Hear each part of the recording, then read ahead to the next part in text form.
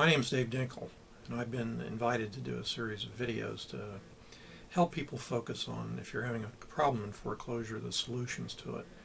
By way of introduction, I've been a real estate investor for almost 35 years, married for 46, and been in the business of helping people out of their foreclosures, either by buying their homes or paying off the arrears that they're behind on their mortgage, or simply lending them money to get out of the foreclosure. And I've worked with literally thousands of foreclosure victims over all those years.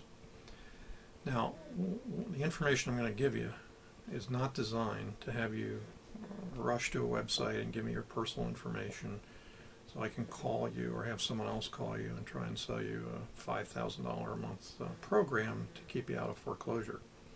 It's simply designed to give you tons of information. I wrote what I consider to be the best-selling book in the industry on stopping foreclosure. It's called 32 Ways to Stop Foreclosure. It's at a website called www.stopmyforeclosuremess.com.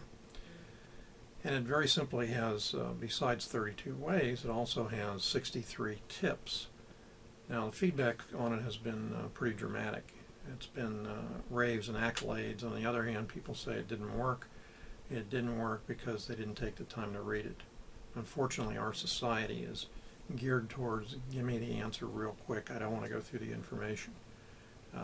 If you don't want to take the time to learn how to do it properly, you're going to lose your home.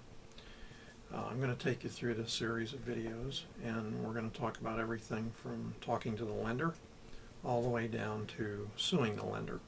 And you don't have to be afraid of that. Now, one of the things that comes up all the time, and I ask attorneys every time I see them who are in foreclosure defense, how long are you keeping people in their homes? And the answer is, well, we can't say, because it would be a guarantee of, we can do something. If it's 1 month less, then they get angry at us and all kinds of things. So I'm going to say to you that the reality is it can be anywhere from a very short time period to 7 years. On average, it's running 1 to 7 years.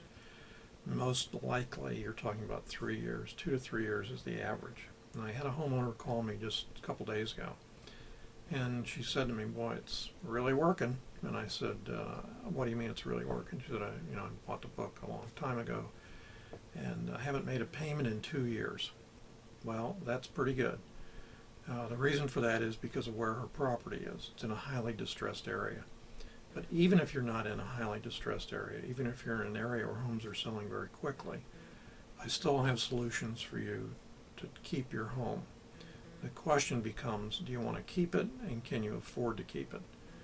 A lot has changed in the industry, and it's changing rapidly, and I'm updating this information constantly.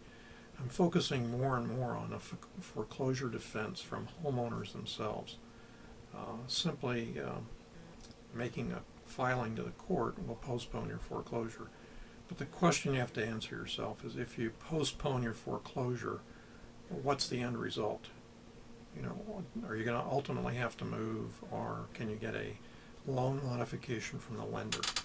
I'm going to go into loan modifications later, because loan modifications with reductions in the loan modifications with actual principal reductions are rare, but they are happening.